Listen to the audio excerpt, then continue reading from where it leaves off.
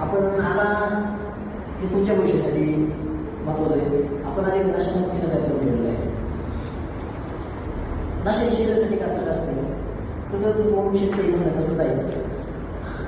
आणि आजपर्यंत सुपारीचं येणार नाही समजा.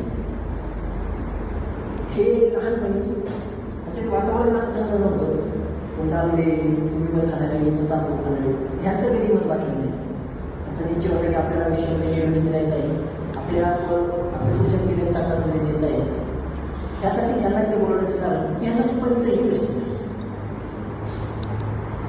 तर व्यसन हे चांगलं नाही. आता तांबाखूपासून कॅन्सर होतो.